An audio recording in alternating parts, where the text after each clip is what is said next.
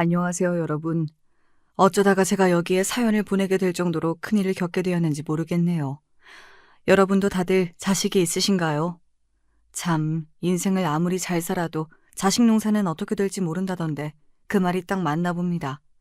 저는 인간관계도 돈도 사랑도 나름 안정적으로 잘 가졌다고 생각하는데 안타깝게도 자식 농사는 완전히 망해버렸습니다. 여러분, 자식 농사 흉년이면 내년에 또 다시 시작하면 안 되냐는 그런 말은 꺼내지도 마세요. 정말 복구할 수 있는 수준이 아니라 아예 농사를 그만둬야 할 지경에 이르러 죽는 심정으로 포기한 것입니다. 여러분은 제가 겪은 일들을 알게 되시면 정말 깜짝 놀랄 것입니다. 저는 아들이 한 명 있는데 이 아들과 며느리 때문에 진심으로 죽을 뻔했거든요. 제가 그토록 힘들게 모아온 전 재산도 몽땅 날릴 뻔했습니다. 참 험한 세상에 가족이라도 내 편이 되어주면 좋을 텐데 왜 저는 하나뿐인 아들과 이토록 치열하게 싸워야 했던 걸까요? 대체 저는 어쩌다가 이런 아들을 낳게 된 걸까요? 아들이 이 모양이면 며느리라도 인성이 좋은 아이였으면 좋았을 텐데 왜 제 아들과 똑 닮은 며느리를 얻게 된 것일까요? 어쩌면 이번 생에 저랑 아들은 만나지 말았어야 할 운명이 아닌가 하는 생각도 듭니다. 지금부터 완전히 파국을 맞이하게 된 아들 부부와 저 사이에 대체 어떤 일이 있었는지 말씀드릴게요.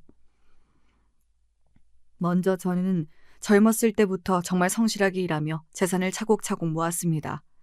어렸을 때부터 공부를 잘했지만 집이 가난해서 대학교는 가지 못했어요. 그게 한평생 한이었지만 어쩌겠어요. 제가 대학교를 가면 집에 돈을 벌어다 줄 사람이 없었거든요. 결국 현실에 순응한 채 빠르게 취직을 하게 되었습니다. 이후 직장에서 저와 비슷한 수준의 집안을 가진 한 여성을 만나 결혼했고 아이를 가지게 되었습니다. 돈이 많이 없었기에 자식을 여러 명 낳을 생각은 못했어요. 딱 한 명만 낳아서 잘 키우자 생각하며 아이를 가졌죠. 아내는 육아에 집중하기 위해 일을 그만두었고 결혼 1년 후부터 저 혼자 일을 하게 되었습니다. 사실 제 월급으로만 사는 게 빠듯했지만 그래도 맞벌이를 하면 돌봐줄 사람이 없기에 아이의 정수가 불안하진 않을까 걱정이 돼서 아내와 고민 끝에 내린 결정이었습니다. 저희 부부는 정말 하나뿐인 아들을 잘 키우고 싶었죠. 이렇게 아들을 너무 사랑하는 마음에 어렸을 때부터 아들에게 정말 큰 사랑을 주려고 노력했어요. 주말마다 좋은 곳도 많이 데려가고 아들과 교감도 많이 하면서 좋은 아빠가 되려고 노력했죠. 그러다 보니 제가 저를 위해 쓰는 돈과 시간은 거의 없었던 것 같아요. 이렇게 가족을 위해 모든 것을 희생하며 저는 정말 힘들게 살아왔습니다. 하지만 그 누구도 원망스럽지 않았어요. 가족끼리 굉장히 화목했거든요. 사실 저는 가족들에게 건강 말고 바라는 게 없었지만 그래도 좀 아쉬운 게 있다면 아들의 공부였습니다.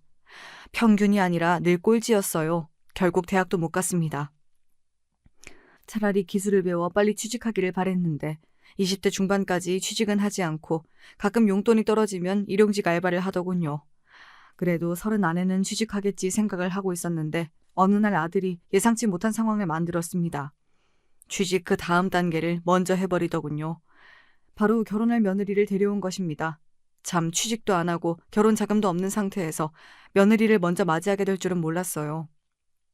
너무 당황스러웠지만 사실 뭐 인생에 순서가 있는 건 아니잖아요. 이왕 이렇게 된 거 결혼 먼저 하고 취직을 하자 하는 마음으로 아들과 며느리를 따뜻하게 맞아주었습니다. 그런데 처음 며느리를 보자마자 정말 소스라치게 놀라고 말았습니다. 세상에 아들이 데려온 여자가 온몸에 문신이 있는 것이었어요. 처음에 너무 어이가 없고 이해가 안 돼서 인사도 제대로 못했습니다. 그래도 아들을 생각해서 요즘 애들 문화는 내가 잘 모르니까 너무 겉모습만 보고 판단하지 말자 생각하며 더 살갑게 말을 건넸지요. 제 입장에서는 정말 고심 끝에 며느리에게 건넨 인사였습니다. 이후 며느리가 저에게 한 대답은 뭐랄까 좀 찝찝해서 아직도 기억이 나네요. 잘 왔어요. 우리 기정이랑 만나면서 힘든 일은 없죠? 얘가 아직 여자를 잘 몰라서 혹시 가끔 속상하게 하더라도 이해해 주세요. 아버님, 여자를 잘 모르는 건 상관없어요. 그것보다 사람은 돈이 많아야죠. 기정 씨 결혼하면 저랑 같이 사업하기로 했어요. 어차피 지금 직장도 없으니까요. 아버님이 저희 도와주실 거죠? 네? 기종이가 사업이요? 저랑 같이 하려고요. 왜 놀라세요? 요즘 젊은 애들 거의 다 자기 사업 하나씩 가지고 있어요. 사업 자금은 보통 부모님들이 많이 도와주시고요. 저도 저희 엄마 아빠한테 도와달라 할 테니까 아버님도 돈 보태주세요. 그래야 저희가 처음부터 앞으로 나갈 수 있죠. 아시겠죠? 저는 처음 며느리를 마주한 자리에서 예상치 못한 아들과 며느리의 미래 계획을 듣고 정말 깜짝 놀랐습니다. 숫기가 많지도 않고 큰 돈, 아니 가끔 가는 알바 말고는 일을 해본 적이 없는 아들이 갑자기 사업이라뇨. 제가 아는 제 아들은 정말 사업에 어울리지 않는 아이였습니다. 더군다나 며느리는 한 번도 일을 해본 적이 없다는데 그 둘이 모여서 사업이라니. 심지어 사업 자금을 자기들이 마련하는 것도 아니고 부모들이 사업 자금을 모두 대줘야 한다니. 여러분, 이게 말이 되는 소리인가요? 정말 사업을 할 마인드가 아예 갖춰져 있지 않더군요. 제 아들이지만 참 한심했고 세상 물정을 모르는데 돈은 많이 벌고 싶으니까 사업이라는 헛된 꿈을 꾸는 건 아닐까 싶어 정말 큰 걱정이 되었습니다. 그리고 이때는 제가 퇴직 전이어서 저도 직장 이외에는 돈을 벌려는 새로운 시도를 해보지 않은 상태였기 때문에 수중에 돈이 많이 없었어요. 한마디로 애들한테 한 푼도 줄 수 없는 상황이었죠. 그래도 처음 보는 자리에서 괜히 돈 얘기를 자세히 꺼내지 않는 게 나을 것 같아서 열심히 해보라고 말하고 빠르게 대화를 정리했습니다. 며느리가 다녀간 후 머리가 정말 멍하고 찝찝하더라고요. 심각한 일이 있었던 건 아니지만 아들과 며느리의 결혼에 대한 점이라도 봐야 하나 심각하게 고민했습니다. 참 3일 내내 정신이 없었는데 어쩌면 그 기분이 지금 제가 맞이한 파국의 기운을 미리 경험해서였을지도 모르겠네요. 저는 결국 오랜 고민 끝에 아들에게 이 결혼에 대해 다시 생각해보는 게 어떠냐고 물었습니다. 그러자 아들의 반응은 아주 단호하고 따끔했습니다. 아빠, 절 못 믿어요? 부모라면 제가 선택한 여자와 함께 꿈꾸고 있는 미래 모두 응원해줘야 하는 거 아니에요? 쓸데없는 걱정 마시고 저희의 미래 사업을 위해서 돈이나 좀 빌려주세요. 빌려줄 돈 없으면 아무 말도 하지 마세요. 그냥 가만히 계시라고요. 이렇게 돈 빌려주는 거 아니면 아무 소리도 하지 말라고 큰 소리를 치는 아들을 보며 결국 부모 이기는 자식 없다고 불안한 마음이 있었지만 아들의 결혼을 허락해 주었습니다. 그런데 아들이 며느리와 만나고 난 후부터 좀 많이 달라지기 시작했어요. 예전에 음식 얘기, 놀러갈 궁리만 하던 아들이 계속해서 사업 이야기, 돈 이야기만 저에게 꺼내더군요. 처음에는 세상살이에 관심이 생기는 좋은 변화가 아닐까 했는데 점점 갈수록 그렇지 않았어요. 한 번은 아들에게 정말 충격적인 말을 들은 적이 있는데 대놓고 저를 무시하고 원망하더군요.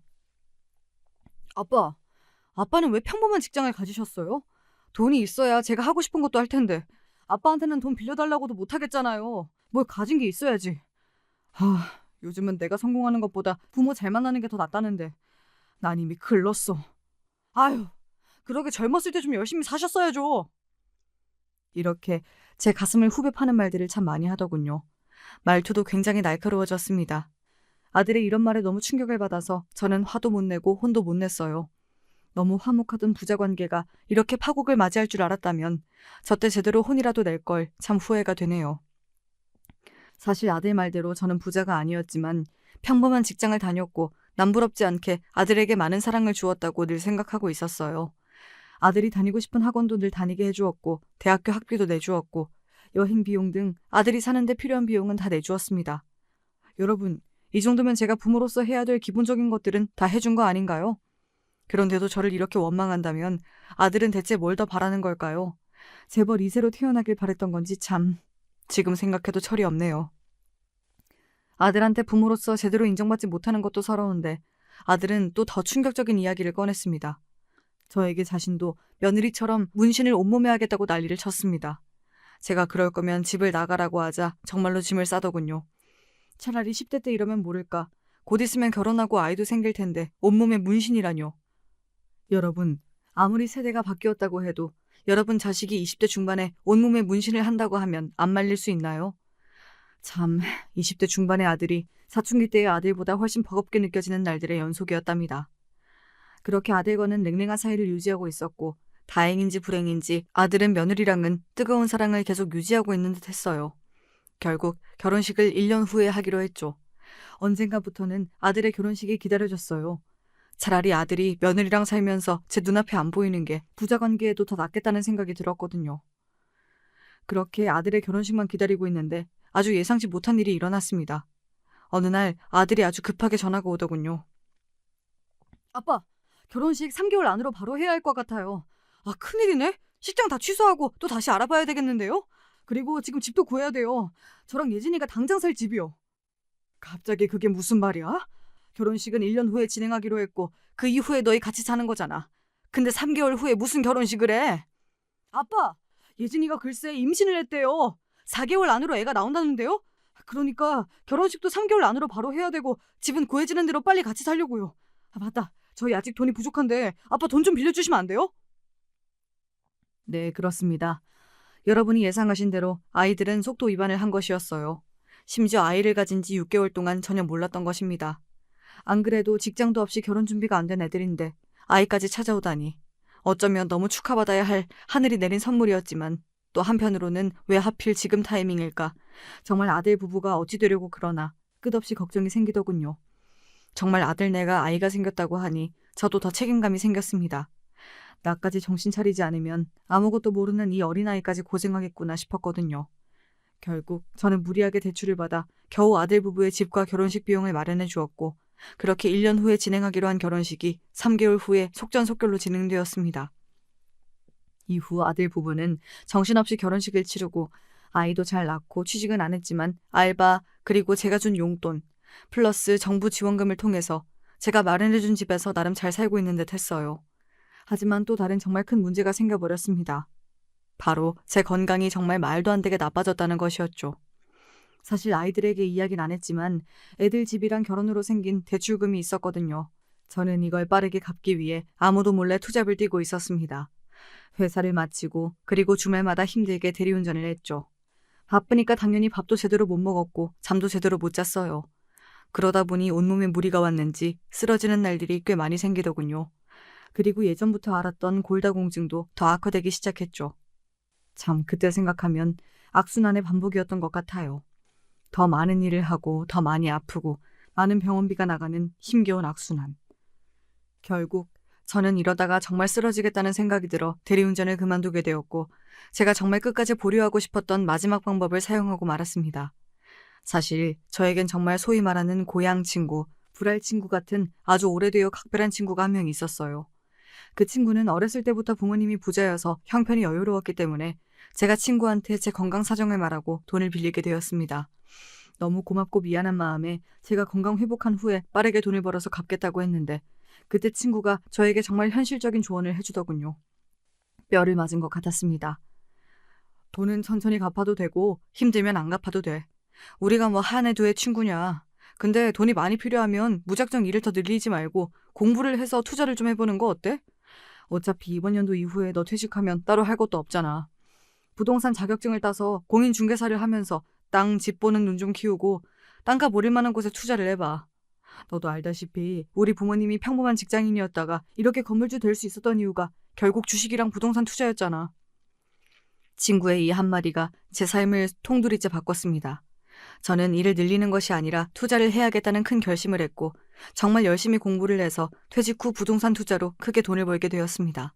제가 직장인일 때는 만지지 못했던 큰 돈들을 손에 넣게 되었죠. 사람들이 흔히 말하는 성공하는 삶을 살게 되니 여기저기서 저를 찾아오더군요. 특히 강연 요청이 정말 많았습니다. 저는 공인중개사의 부동산 투자 전문가, 부동산 투자 강연가로 그렇게 퇴직 후에 제 2의 인생을 살게 되었고 하루하루 제 스스로가 정말 뿌듯하고 자랑스러웠죠. 저의 이런 변화는 아들 부부에게도 큰 영향을 미쳤습니다. 저를 무시하던 아들과 며느리의 태도도 180도 바뀌더군요. 둘은 저에게 투자에 대해서 물어보고 사업에 대해서도 물어보며 알바를 하며 사업 자금을 모았고 새로운 사업도 구상하였습니다. 그렇게 일용직을 하며 겨우 살아가던 아들은 며느리와 함께 어린이집 사업을 시작하게 되었습니다. 물론 아들이 걱정 안 되는 건 아니었지만 그래도 둘이 함께 뭔가를 해보려고 노력하는 모습은 보기 좋아서 저도 손 닿는 데까지 도와줘야겠다고 생각했죠. 그래서 달마다 아들 부부에게 일부러 용돈도 많이 보내주었어요. 한번 나빠진 제 건강 빼고는 나름 모든 게 괜찮은 날들이었습니다. 참, 세상에 이런 날만 있으면 좋을 텐데 또다시 제가 정말 시겁할 소름 돋는 일이 생겼습니다. 어느 날 은행에서 계좌를 확인해 보니 제가 모르는 새에 큰 금액이 빠져나갔더군요.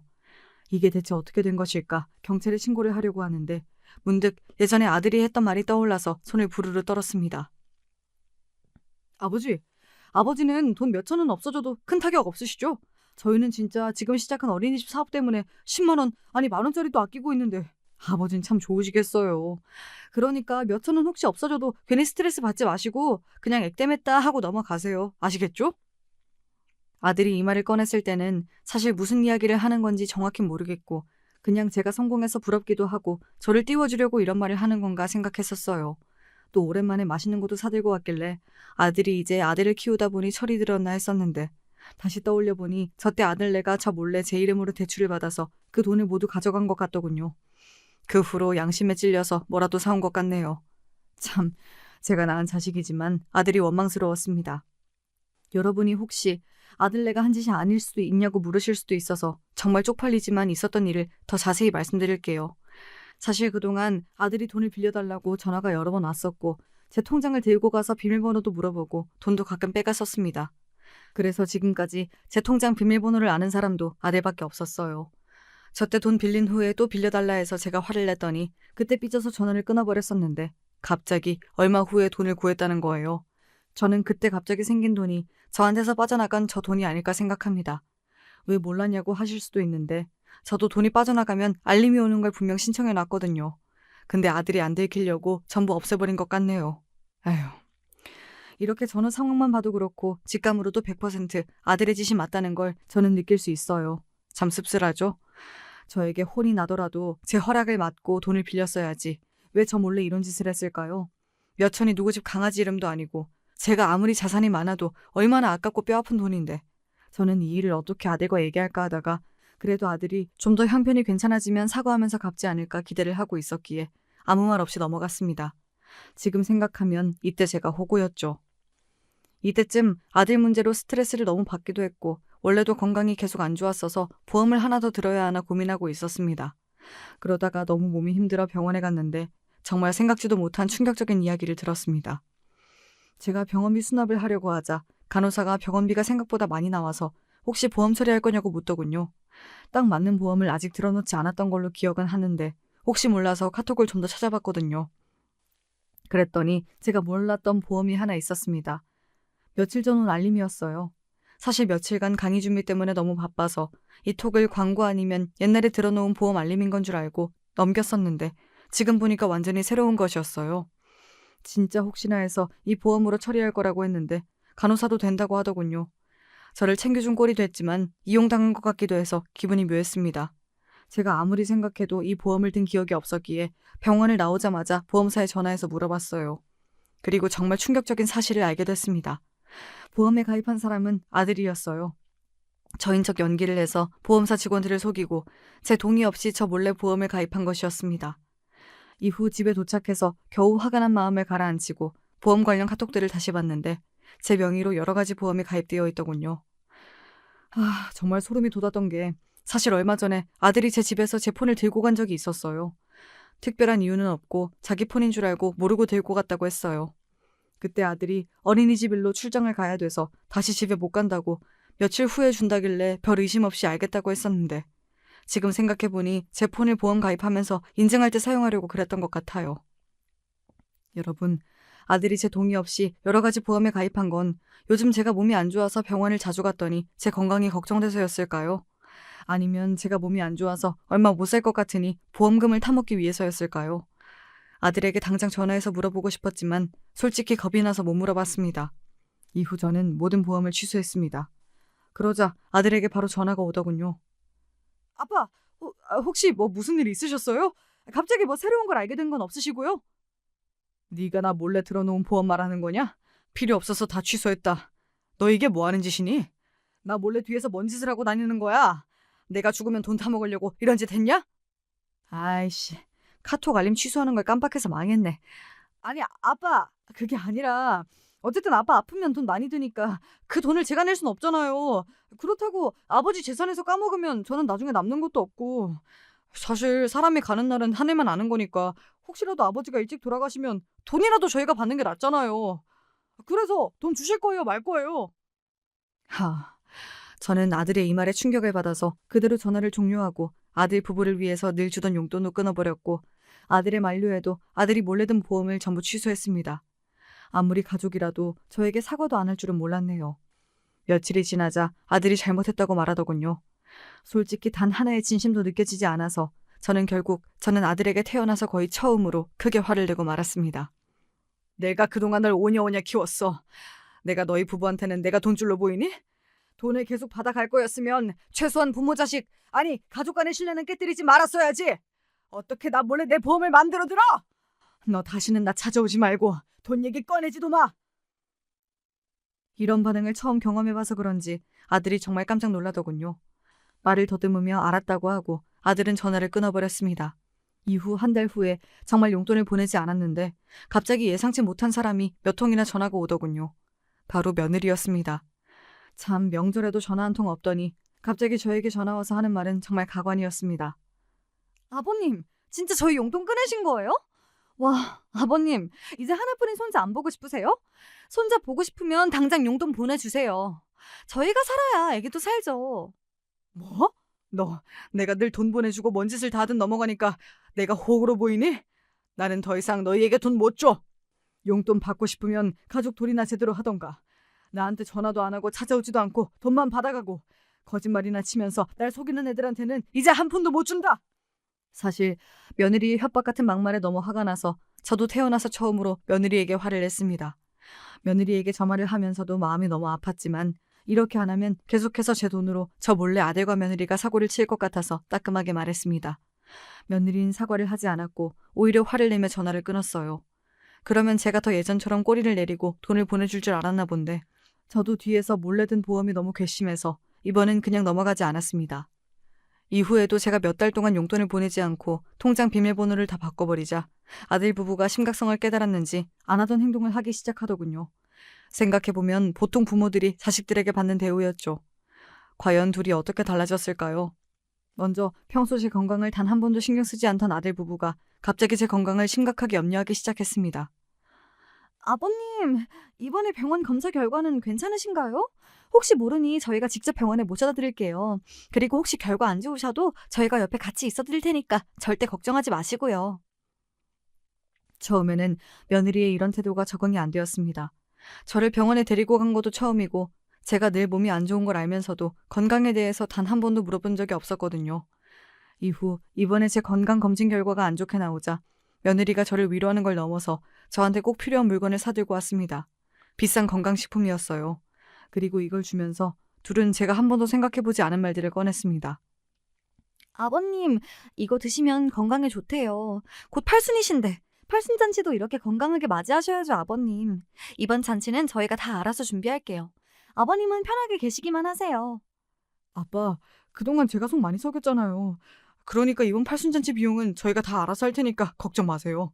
손님도 저희가 다 알아서 부를 거고요. 그냥 건강만 챙기세요. 저는 이때 정말 아들 부부의 말이 진심이라고 느꼈습니다.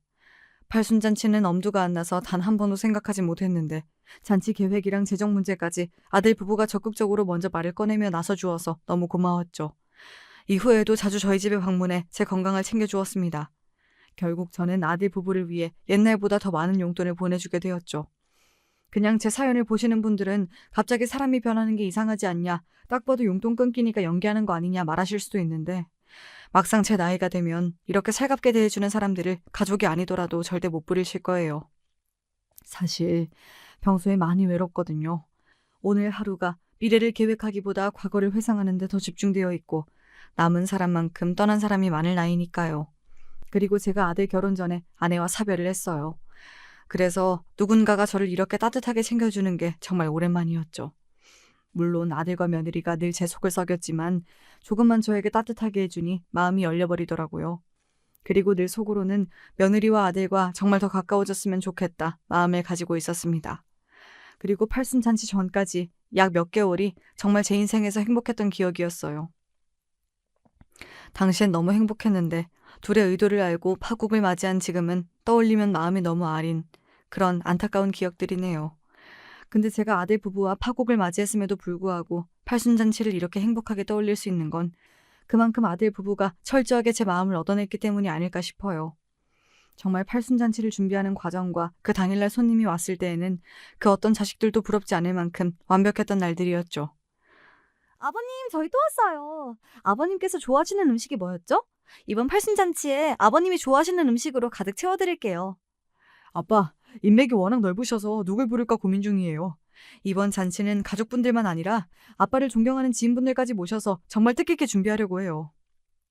아버님, 오신 분들께 감사 인사 한 말씀 해주시겠어요? 사실 팔순잔치 처음에 사람들한테 보여줄 수 있도록 아버님 젊을 때 사진이랑 저랑 기정 씨 사진을 모아서 기념 영상을 제작했거든요. 처음을 아버님 인사로 만들어 보려고요. 그리고 팔순 선물로 저희가 준비했는데 건강이 안 좋으신 것 같아서 미리 드릴게요. 마사지 기구예요. 평소에 아픈 곳들 마사지 해주면 좀 더 나으실 거예요.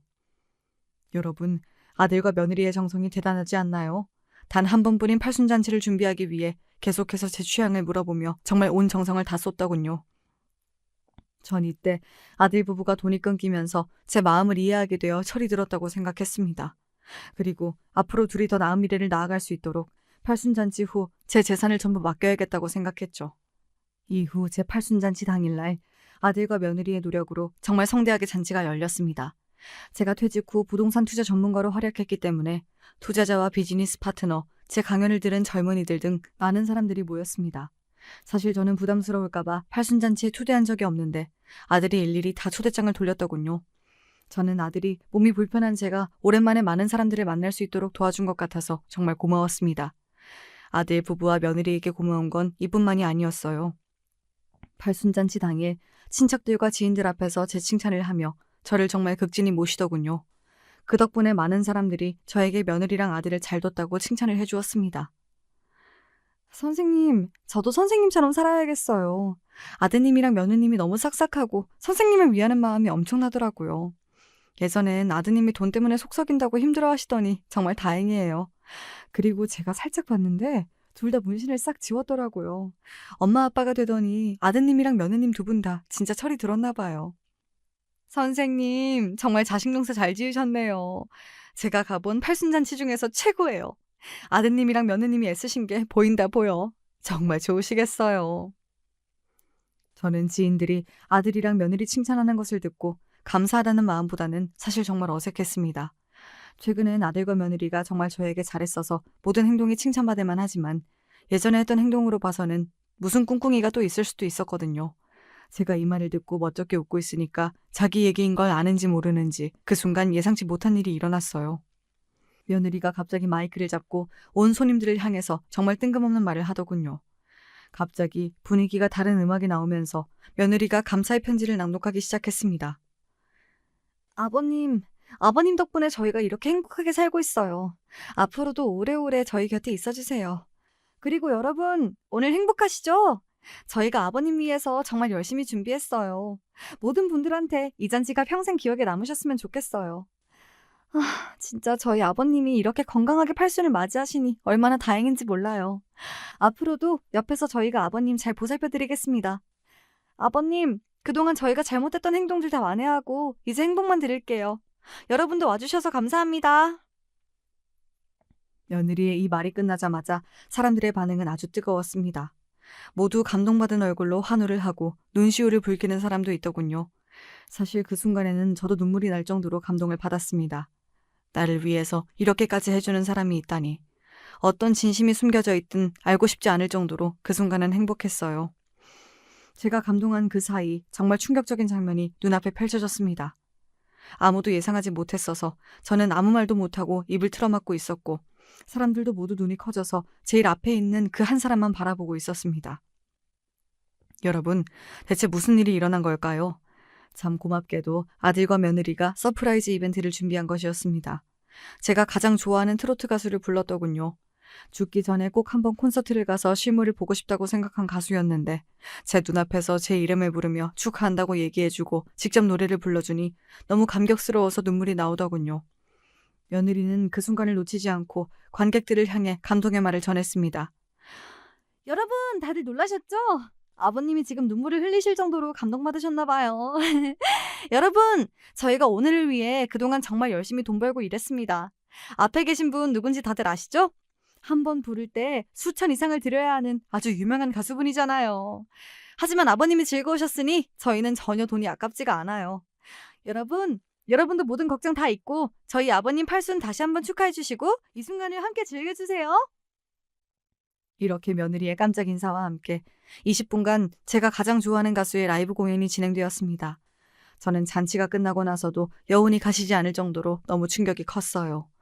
아들과 며느리가 저에게 했던 그동안의 행동들이 모두 기억나지 않더군요. 어떤 행동을 했든 모든 것을 품을 수 있을 것 같았습니다. 이후 사람들이 거의 다 가고 제가 아들과 며느리에게 감사 인사를 하려고 둘을 찾고 있었는데 사람들이 보이지 않는 곳에서 열심히 계산기를 두드리고 있더군요. 너무 집중해서 제가 온 줄도 모르는 것 같았습니다. 저는 아들 부부가 마지막까지 저를 위해 일하고 헌신하는 모습에 또다시 감동을 받았고 손님들이 낸 축의금으로 아들 부부의 용돈을 거하게 쥐어줘야겠다고 생각했습니다. 아들 부부에게 인사를 전하기 위해 더 가깝게 다가가려고 했는데 그때 정말 말도 안 되는 경악스러운 대사가 들렸습니다. 와, 이 돈 봐봐. 아버님, 아니다. 지금은 안 계시니까 막 불러도 되지? 그 영감탱이가 퇴직 후에 애를 쓰긴 썼나 봐? 무슨 팔순잔치에 사람이 이렇게 많이 와? 이럴 줄 알았으면 진작 아버님 잔치나 강연 행사 같은 걸 좀 열 걸 그랬어. 괜히 보험 몰래 들거나 통장에서 몰래 돈 빼가면서 미움받고 그랬다니까? 그냥 행사 열어서 참가비를 우리가 중간에서 다 가져가면 됐잖아. 재주는 곰이 부리고 돈은 되놈이 받는다는 말을 이럴 때 쓰는 거지. 이런 게 진짜 사업이라고. 참, 당신 아버지 연세만 좀 젊었어도 우리가 더 이용할 수 있었을 텐데. 아깝다, 아까워. 역시 당신은 머리가 좋은데? 그래, 우린 이렇게 머리가 잘 돌아가니까 사업이 어울린다니까? 근데 우리 아빠 오늘 진짜 감동받은 듯? 아주 울고 난리가 났더라. 나 힘들 때 돈은 안 빌려주려고 하더니 좀 잘해줬다고 돈 주는 거 보면 진짜 사람이 웃겨. 그 이번에 축의금 많이 들어왔지? 이제 내일 아버지를 요양원으로 보내버리자. 그럼 남은 돈도 우리가 쓸 수 있잖아.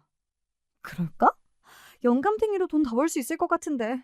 사람이 빚이라서 어차피 더 못 써먹겠지? 그럼 이제 쓸모도 없는데 당신 말대로 요양병원이나 보내버리지 뭐. 요양원 비용도 영감탱이 통장에서 빠져나가게 하면 되잖아. 거기에 두고 우리가 좀 여러 번 찾아가주면 또 감동받을 것 같은데? 그럼 그때 돈 우리한테 다 준다는 유서를 쓰게 만들자. 오, 좋은데? 요양원에 계실 때 좀만 잘해주면 통장 비밀번호도 다 넘길 듯. 와, 정말 아들 부부의 대화를 우연히 엿듣게 되었는데 이렇게 제 뒤통수를 치려고 계획하고 있을 줄은 몰랐습니다. 제 아들과 며느리였지만 사이코패스 2명을 보는 것 같아 온몸에 소름이 돋았어요. 둘이 저에게 그동안 잘해준 이유가 팔순잔치 축의금을 가로채려고 했던 거였다니. 그걸 넘어서 저를 몰래 요양원에 보내버리려고 했다니. 너무 실망스럽고 배신감에 치가 떨렸습니다. 저는 이 대화를 듣고 너무 큰 충격에 휩싸였지만 본능적으로 제가 살아남으려면 이 계획을 모른 척해야 한다는 생각이 들더군요. 그래서 아들과 며느리와 함께 집에 가면서도 아무 일도 없다는 듯이 차분하게 감사 인사를 전했습니다. 하지만 속으로는 분노가 끌어올라 미칠 것 같았죠. 문득 이런 생각도 들었습니다. 제가 부동산 투자에 성공하지 않아서 아예 자산이 없었다면 아들네가 이런 짓을 안 저지르지 않았을까요? 사실 그동안 현금, 금덩이, 고가의 명품 컬렉션, 미술품, 주식 투자 등 정말 다양하게 자산을 모아두었었는데 이런 것들을 보고 아들 부부가 더 자극을 받으면서 탐욕이 생긴 것은 아닐까 생각도 들었습니다. 제가 부동산 투자 강의로 유명해지지 않았다면 팔순잔치 때도 많은 손님들이 오지 않았을 것이고 그럼 아들네가 이런 못된 짓을 꾸미지도 않았겠죠. 이렇게 생각하니 모든 게 다 제 탓 같아서 미쳐버릴 것 같았습니다. 사실 어제 아들과 며느리가 나눈 대화가 밤새 떠올라 한숨도 못 잤습니다. 언제든지 제가 강제로 요양원에 가게 될 수 있다고 생각하자 두렵고 억울하더군요. 또 계속 저 혼자 모른 척하면서 둘을 보기가 정말 힘들 것 같았어요. 그래서 다음날 아들 부부에게 저녁을 같이 먹자고 한 후 마지막으로 사실대로 얘기할 기회를 주었습니다. 일부러 제가 먼저 말을 꺼내며 아들 부부를 떠보았죠. 어제 팔순잔치 너무 고마워서 내가 너희한테 밥을 꼭 사주고 싶었어. 사실 요즘 자식들이 참 못된 애들이 많더라고. 내 친구는 정신이 멀쩡한데도 아들이 정신병원에 강제로 넣어버려서 죽다 살았다더라. 재산 때문인지 싸워서 홧김에 그런 건진 모르겠는데 아무리 세상이 흉흉해도 어떻게 자식이 부모한테 그런 짓을 할 수 있는지 정말 너무하다 너무해. 그러다가 천벌받는다니까. 와, 진짜 사람이 못됐네요. 자식이 어떻게 부모한테 그럴 수 있죠? 소리 안 들은 어릴 때면 몰라. 지금까지 저러는 건 너무하다. 인간도 아니네. 아들분이 다른 사정이 있으셨던 건 아닐까요? 근데 그래도 너무하긴 했다. 저희랑 너무 다르네요, 아버님. 그쵸? 아버님은 그런 걱정 마세요. 둘은 제가 얘기를 꺼내자 당황한 듯 말을 더듬었지만 서로의 눈치를 보면서도 끝까지 이실직고하는 사람은 없었습니다. 저를 안심시킨 후에 제대로 뒤통수를 친 모양인 것 같았어요. 이렇게 제가 마지막 기회를 줬음에도 끝까지 거짓말을 하자 결국 저는 아들 부부로부터 제가 저를 지켜야겠다고 생각했습니다. 식사가 끝난 후 바로 제 변호사에게 전화를 걸어 아들 부부가 요양원으로 저를 보내려는 계획을 세우고 있다는 것을 이야기했고 변호사의 조언에 따라 모든 재산을 숨기기로 결정했습니다. 그리고 다음날 변호사를 만나 혹시 몰라서 미리 적어두었던 유서에서 상속 관련 부분을 전면 수정했습니다. 아들 부부에게 재산을 70% 남기는 것이 아니라 전부 사회에 기부하는 것으로요. 그리고 제가 요양병원에 강제로 가게 된다면 변호사가 저를 꺼내주기로 하였답니다. 그렇게 두려움에 떤 채로 지낸 지 약 2주가 지났습니다. 여러분, 과연 저는 어떻게 되었을까요? 정말 요양원에 보내줬을까요? 그날은 참 끔찍한 하루였습니다. 저기요, 선생님. 저 여기다 넣은 사람 아들 맞죠? 당장 불러주세요. 저 진짜 멀쩡하다니까요. 요양원 들어갈 상황이 아니라고요. 제가 아무리 울부짖어도 제 말은 통하지 않았어요. 그렇게 저는 아들 부부에 의해 강제로 요양원에 보내졌습니다. 물론 제 소식을 들은 변호사의 도움으로 아들네에게 법적 반격을 하여 다시 빠져나올 수 있었죠. 사실 아들과 며느리의 말을 들었음에도 정말 저를 요양원으로 보낼 줄은 몰랐습니다. 이미 알았음에도 제가 직접 겪으니까 정말 충격적이고 고통스러웠죠. 제가 미리 변호사와 이 상황을 공유하지 않았다면 지금쯤 저는 어떻게 됐을까요? 억울하고 분해서 이 세상에 없었을지도 모르겠네요. 저는 아들 부부가 다시는 이런 짓을 못하도록 혼내줘야겠다고 생각했습니다.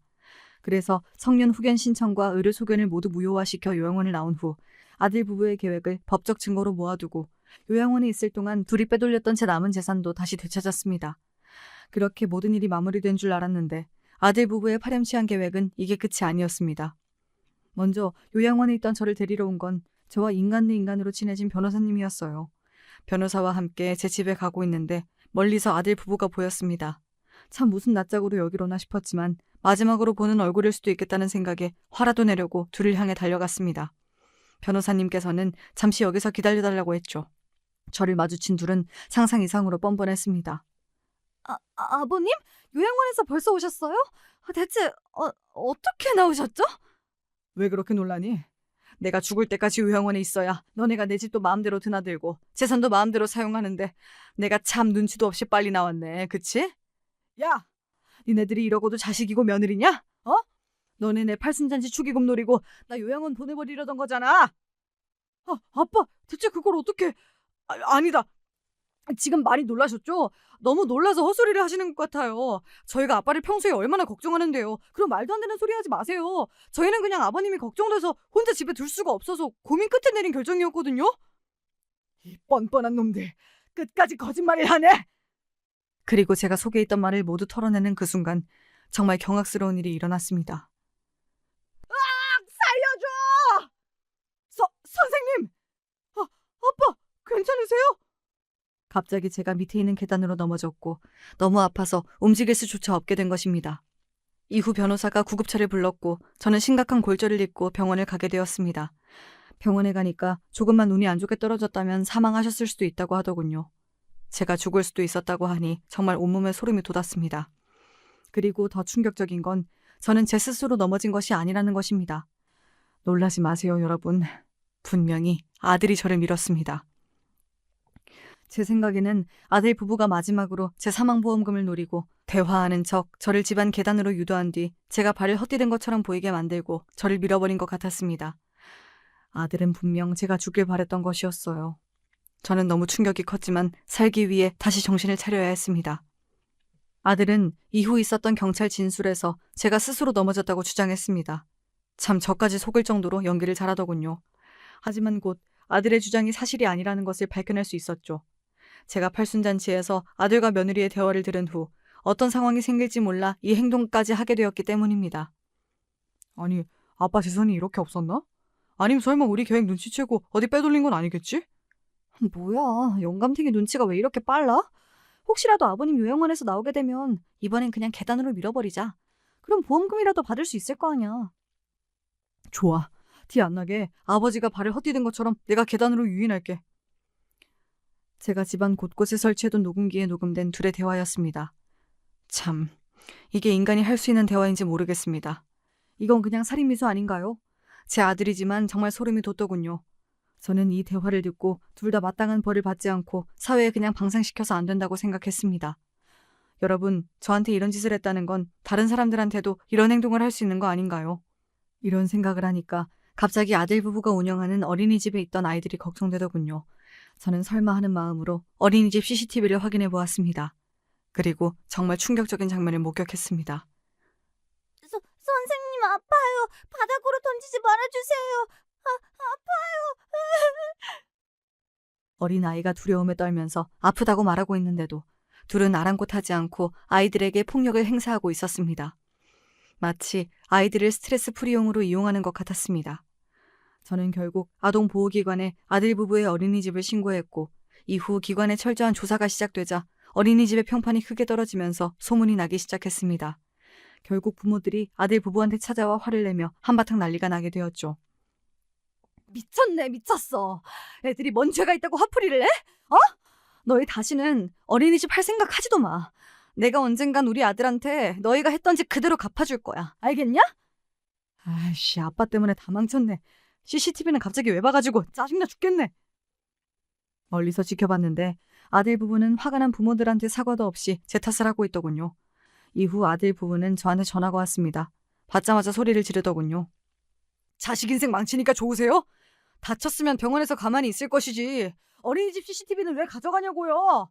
당신 때문에 어린이집 다 망했잖아. 아버님! 진짜 어이가 없네. 집 안에 녹음기는 왜 설치하셨어요? 저희가 뭐 아버님 죽이기라도 할까봐요? 계단은 아버님 혼자 넘어진 거잖아요. 법정에서도 저희가 민 거 아니라고 분명히 얘기하세요. 그 녹음본도 아버님이 꾸민 짓이라고 얘기하라고요! 마지막으로 사과를 기대했지만 결국 저는 원하는 답을 듣지 못했고 더 이상 아들 부부와 말을 하는 게 의미 없다는 생각이 들어 전화를 끊어버렸습니다. 이후 저는 법정에서 아들 부부가 제 재산을 탐낸 증거들을 모아 제출하였고 팔순잔치 때 아들 부부 대화의 녹음본과 계단에서 저를 밀치기 전 둘의 대화 녹음본도 함께 제출했습니다. 결국 아들 부부는 징역을 살게 되었고 저와의 관계도 당연히 끝이 났습니다. 그뿐만 아니라 아들 부부의 만행을 많은 사람들이 알게 됐습니다. 요양원에서 울부짖는 저를 보고 누가 SNS에 제 영상을 올렸고 이후 어떻게 알았는지 사람들이 저와 아들 부부 사이에 있었던 이야기를 댓글로 퍼뜨린 것입니다. 다행히 저를 위로하고 걱정해주는 댓글들이 대부분이었고 아들 부부를 거의 다 욕해 주었습니다. 그리고 아들 부부의 어린이집은 맘카페에 소문이 퍼져 문을 닫게 되었고 화가 난 부모들이 단체 소송을 진행하였습니다. 결국 아들네는 전 재산을 합의금으로 탕진하게 되었죠. 최악의 끝이었습니다. 아들 부부로부터 제 안전과 재산 문제를 모두 지킬 수 있게 되자 저는 몇 개월 만에 드디어 안심하고 잘 수 있게 되었습니다. 사실 아무리 그래도 아들인데 이렇게까지 할 수 있냐고 말하시는 분들도 있을 거라고 생각해요. 하지만 여러분이 직접 겪어보시면 절대 그렇게 말 못하실 겁니다. 아들은 이미 제가 알던 예전의 아들이 아니었고 저를 죽이려고까지 했어요. 지금 생각해도 소름이 돋네요. 그래도 부모 자식이라는 천륜의 관계 때문에 아들이 죄를 뉘우친다면 차마 외면하진 못하겠지만 지금은 아들과 며느리를 전부 만나고 싶지 않습니다. 여러분, 지금까지 제 이야기 들어주셔서 감사합니다. 들으시면서 온몸에 소름이 돋으셨겠지만 그래도 밤잠은 설치지 마시고 잘 주무시길 바라겠습니다.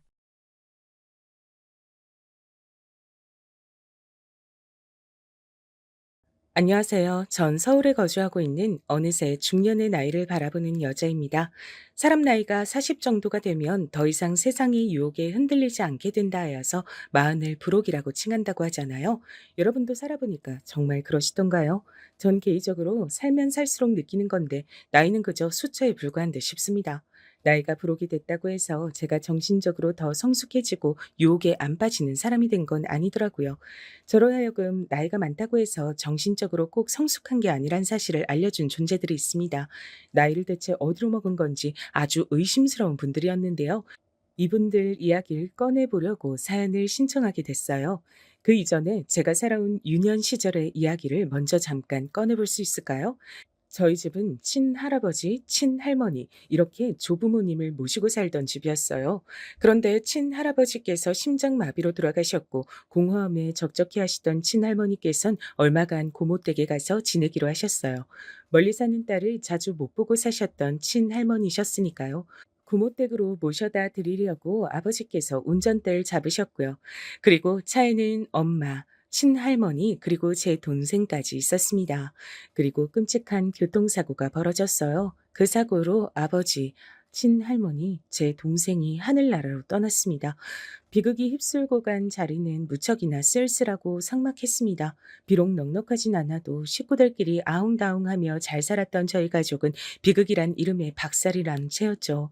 돈이 없어서 멀리 이사도 못 갔어요. 기댈 외가도 없었거든요.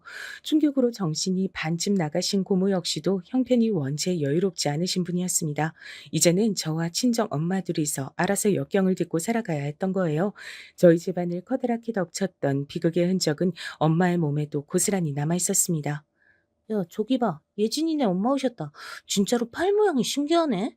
야, 예진이네 아줌마 팔이 로봇팔인 거 알아? 저것 봐. 한쪽 팔이 로봇팔이니까 모양이 이상하게 굳어 있잖아. 예진이네 아줌마는 로봇이야. 어렸던 그 시절 제 친구들은 친정 엄마를 로봇 아줌마라 불렀습니다. 사고의 후유증 때문에 친정 엄마께서는 한쪽 팔을 거의 못 쓰게 되셨거든요. 게다가 통증 때문에 보기엔 이상한 각도로 팔을 뻗고 다니셔야 했습니다. 그 모습을 제 친구들이 보고서 놀렸던 겁니다. 전 그게 죽을 만큼 창피하고 싫었습니다. 고개를 들 수가 없었어요. 그래도 친구들 사이에서 배척당하지 않으려고 제가 용을 써서 학교 생활을 했었죠. 가족들을 동시에 셋이나 사고로 잃었던 전 친구들과의 우정에 목마른 아이였으니까요. 혼자인 걸 싫어했죠. 그래서 친구들 사이에선 살갑게 대하며 어떻게든 우정을 쌓아갔지만 집에 오면 엄마께 퉁명스럽게 굴고 짜증과 신경질만 내는 아이였습니다. 만약 나이에 비해 제가 의젓한 아이였다면 엄마께서 덜 힘들게 사셨을 것 같아 언제나 이 부분이 죄스러워요. 촬영하다 못해서 외롭고 쓸쓸해 보이기까지 하던 한쪽 팔로만 음식을 애써 만드시던 그 모습이 저의 두 눈엔 영영 담겨 있습니다. 엄마께선 몸이 그렇다 보니 일자리에 제약이 있었고 늘 작은 식당을 전전하며 돈을 버시는 정도였습니다. 절 위해 그렇게 사셨죠. 엄마의 입장에선 시부모, 남편, 막내 자식까지 다 줄줄이 떠나보낸 것이었는데 사실 얼마나 가슴에 한이 되고 힘드셨겠나요? 그런데 오로지 저 하나만 보시고 그 깊은 아픔을 가슴속에 감추신 채 그렇게 사셨던 겁니다. 멋지고 훌륭한 엄마에 비해 그렇지 못했던 자식인 저는 성인이 돼서야 조금씩 철이 들었습니다. 성인이 되고 나니까 저마다 사정이 있는 집들이 많다는 것이 눈에 들어오더라고요. 그리고 어려운 상황 속에서도 긍정적인 생각들을 가지고 지내는 강인한 친구들이 많다는 것을 알곤 생각을 달리하기 시작했던 것 같아요.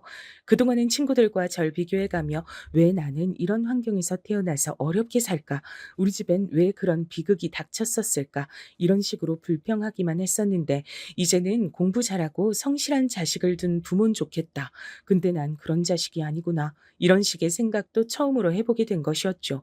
제가 똑똑한 자식이 아니라서 엄마께 죄송한 마음이 들었어요. 집안 환경이 어떻든 굴하지 않고 자신의 길을 묵묵하게 걸어가는 친구들이 제 눈에 들어왔습니다. 제 스스로 부끄러워졌어요. 이런 게 바로 진정한 부끄러움이란 것도 알았죠. 부끄러운 건 한쪽 팔이 로봇처럼 굳어 불편한 게 아니라 최선을 다하지 않고 자신에게 주어진 것들을 외면하며 사는 것이 부끄러운 것이었습니다. 제가 바로 부끄러운 사람이었던 것이었습니다.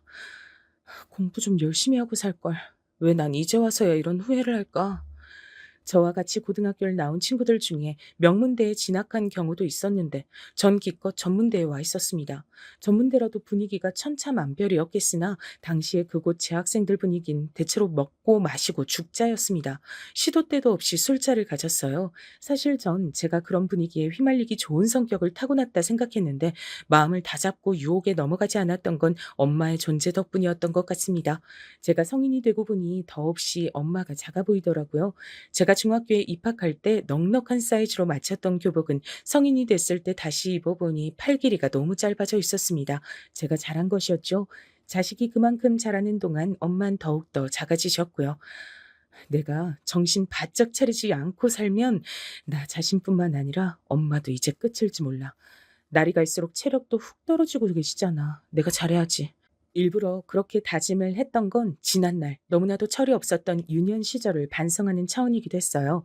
전문대를 다니는 동안 아르바이트도 열심히 하고 자격증도 땄습니다. 드디어 철이 들어 제 인생을 열심히 살 줄 알게 됐는데 내 나이 20대 중반에 엄마께서 암에 걸리셨습니다. 눈앞이 하얘지더라고요. 혹시라도 내가 떠나고 나면 혼자 남겨질 네가 걱정된다. 우리 예진이 외로움 많이 타는데 강한 척, 씩씩한 척을 하도 잘해 그렇지. 누구보다 속이 여린 사람인 거 엄마인 나는 다 아는데 엄마가 건강하지 못해서 미안해. 항상 미안하다. 가장 힘든 사람은 당신 자신일 텐데 제 앞에서 너무나도 미안해하시며 작아지시던 친정 엄마의 모습에 가슴이 미어졌습니다. 막막해 하시던 친정 엄마의 눈앞에 제가 새끼손가락을 내밀었어요. 저도 버틸 테니 친정 엄마도 버텨달라고 우리 서로 버텨보잔 약속이었습니다. 그러자 친정 엄마께선 감동의 눈물을 흘리시며 저와 새끼손가락을 마주 걸고 약속을 해주셨죠. 그때부터 포기란 없었습니다. 저희 모녀가 사활을 걸고 투병 생활에 임하자 한 가지 변화가 일어났어요. 저희 고모 말이에요. 옛날에 그 비극적인 사고 이후 생기를 잃어버리신 채 짓무른 가슴을 안고 쭉 사신 분이었죠. 근데 엄마의 암 선고를 들으시고 제가 또 거기에 매달려 온 생활을 쏟고 있다는 것까지 아시자 변하기 시작했습니다. 죽지 못해 살아가는 게 바로 인생이라고만 생각했는데 내가 이렇듯 무력하게 놓아버린 인생이란 거, 그걸 더 살기 위해 안간 힘 쓰는 사람들이 나의 바로 가까이 있을 줄 몰랐어. 내가 너무 오만한 자세로 살고 있었던 건 아닌가 하는 반성이 드네. 예진아, 앞으로 너희 엄마 돌보는 거 내가 전적으로 도우련다. 도움이 될진 모르겠지만 이 고모가 힘 보태줄게. 고모, 말씀만으로도 정말 감사해요. 엄마도 무척 힘이 나으실 거예요. 그동안 힘없이 사시는 고모와 교류를 하는 게 서로의 아픈 상처만 되새기고 후벼 파는 것 같아서 저희 모녀는 사실 그러질 못했었죠. 근데 진작 서로의 아픔을 보듬으며 살 걸 그랬다고 후회가 됐어요. 고모가 곁에 계시자 엄마께선 그것만으로도 큰 위로를 얻으셔서 기운을 내셨고 굳센 마음가짐으로 치료에 임하셨습니다. 같은 비극을 공유한 사이였으니 세상에서 서로의 아픔을 가장 잘 알았던 거예요. 저도 고모가 계셔서 너무 감사하는 마음을 가진 나날들을 보낼 수 있었습니다. 의료진은 초기에 어느 정도 각오를 해두시라며 친정엄마의 상태가 많이 좋지 않다는 것을 알려왔었지만 그것이 무색하게도 이듬해에 엄마께선 다시 건강을 되찾으셨어요. 정말 기적과도 같은 일이었습니다. 엄마께선 다시 이렇게 드시고 싶은 음식을 드시며 가고 싶으신 곳을 다 가게 된 것이 믿어지지 않는다고 하셨고 죽음의 문턱에서 돌아온 만큼 제가 결혼해서 아이를 낳는 것도 꼭 보고 싶다면서 강조를 하셨죠. 엄마만 그런 말씀을 하셨다면 제가 안 흔들렸을 것 같은데 고모께서도 저에게 너무 늦은 시기까지 기다릴 필요 없이 결혼을 일찍 하는 것도 좋은 것 같다며 적극적으로 권해주셨습니다. 비단 당신께서 제가 결혼하는 모습을 보고 싶으신 것뿐 아니라 제가 가정을 꾸리면 심적으로 안정된 생활을 할 수 있을 거라고 여기셨기 때문입니다. 저는 엄마의 암선고 앞에서 무너져 내렸을 때 저의 곁을 떠나긴커녕 오히려 그때 저에게 다가와준 남자와의 결혼을 결심하게 됐죠. 힘든 순간에 저에게 다가와준 남자라면 믿고 평생을 함께할 수 있다고 생각이 들었거든요. 외모라든지 능력이라든지 그런 건 전혀 안 따지고 결혼을 바라봤던 것 같아요. 제 주제에 언감생심, 상대방의 조건을 따지고 싶지도 않았고요. 전 일찍 어린 나이에 친정아버지를 떠나보냈기 때문에 그런 것에 대한 아쉬움이나 갈증이 강해서 가정적이고 착한 성격인 게 제일 중요했습니다. 남편하고 서로 결혼에 대한 생각도 통했고 다 괜찮고 좋았는데 문제는 시댁에 있었던 것 같아요. 제가 남편과 연애를 한다는 걸 시댁 측에서도 알고 있었습니다. 그리고 시댁에서 안다는 그 사실을 또 저도 인지를 하고 있었고요. 하지만 서로의 존재를 알고 있으면서도 교류가 딱히 없었는데요. 결혼을 한다고 하면서부터 말이 나오기 시작했던 겁니다. 시어머니의 저를 향한 당시 말씀이 잊혀질 수 없는 질문이었죠. 네가 뭔데 우리 광철이하고 결혼한다 그러니? 대관절 네가 뭐길래? 그렇게 물어보시니까 제가 뭐라고 답을 해드려야 할지 모르겠더라고요. 전 그냥 사람이고 평범한 여자이고 남편과 결혼하기로 한 상대였을 뿐인데 그건 왜 시어머니께 절 소개해야 할 말이 뭐가 있는지 생각이 안 났습니다. 그래서 제가 꿀먹은 벙어리가 되어 있었더니 시어머니께서 이렇게 말씀을 하셨더랬죠. 그래. 이대로 계속 얌전히 아무 말도 않고 우리 광철이 곁에서 사라져 주면 돼. 설마 결혼을 이렇듯 대놓고 반대하실 줄은 몰랐습니다. 너무 당황스러워서 어떻게 할 줄을 몰랐어요. 근데 남편은 그런 상황에서도 나만 믿어라고 하고 있었습니다. 시어머니께서 절 마음에 안 들어 하시고 시아버지께서도 시큰둥한 태도를 보이시는데 남편이 그런다고 해서 제 마음이 안심될 리가 없었어요. 그래서 제가 고민을 하다가 다시 시어머니를 따로 찾아뵙고 진솔한 대화를 청해봤습니다. 대체 저의 어디가 그렇게 마음에 안 드시는지 앞으로 그럼 제가 어떻게 개선을 해 해나가야 될지 이런 걸 여쭙고 싶었어요. 사귀기만 할 거라 생각했고, 설마 너 같은 조건의 여자하고 우리 광철이가 결혼까지 한다고 할 줄은 꿈에도 몰랐기 때문에 내가 그냥 내버려 뒀던 거다. 결혼은 말도 안 되지. 팔 아픈 무친하고 둘이서만 쭉 살았다지? 근데 무친이 암 걸려서 내내 그거 치료한다고 병원 생활이다 뭐다 그러면서 돈도 엄청나게 썼다면서. 넌 그냥 집안도 꽝이고 재산도 꽝이고 여튼 간에 그냥 다 꽝이잖아, 꽝. 그런데 조금의 여지도 없이 저에게 꽝 판정을 내리셨습니다. 제가 자포자기가 되더라고요. 그럼 저는 안 되는 건가요? 저는 뭘 어떻게 해도 어머님, 아버님 마음엔 들 수가 없는 거네요. 아유, 우리를 너무 비정하다 생각하지 말아라. 너도 이 다음에 자식 낳고 키워보면 우리 마음 다 이해하게 될 거야. 그때 갑자기 남편하고 결혼하겠다는 열망이 저도 식었던 것 같아요. 그래서 알았습니다. 대답하고 옷을 챙겼습니다. 그러자 시어머니께서 제가 너무 쉽게 단념한다고 생각하셨던 건지 되게 당황하신 눈치로 절 쳐다보셨던 기억이 나네요. 전 남편에게 우린 여기까지인 것 같다고 말을 했는데 희한한 건 남편은 여전히 천하태평이었단 사실이에요. 도대체 이 남자가 뭘 믿고 저한테 이러나 싶었는데 다 이유가 있었더라고요. 남편에겐 누나가 한 명 있었습니다. 저의 시누이인데 이때 결혼 생활 중이었거든요. 남편은 자기 누나가 곧 이혼할 것 같다고 털어놨습니다. 누나가 이혼할 낌새인 거. 우리 부모님도 거기까진 눈치채셨는데 다른 건 아직 꿈에도 모르셔. 누나하고 매형이 그냥 사이가 안 좋아서 이혼 준비하는 건 줄로만 아시거든. 뭐? 그럼 그게 아니야? 두 분이 이혼한다는 이유가 그럼 뭔데? 이유가 궁금했는데 남편이 뜸을 들였습니다. 저한테 공유하기엔 조금 망설여지는 내용인 듯 싶었어요. 그럴 만도 했습니다. 왜냐면 시누이는 부부싸움을 대판하고 나서 너무 열이 받은 나머지 바람을 피웠던 건데요. 바람을 피운 상대가 감옥에 있었기 때문입니다. 시누이의 옛날 남자친구라고 하더라고요. 뭐? 그렇다면 감옥에 있는 사람하고 바람을 피웠단 얘기잖아. 그게 제정신이야? 난 듣고도 믿어지지가 않는다.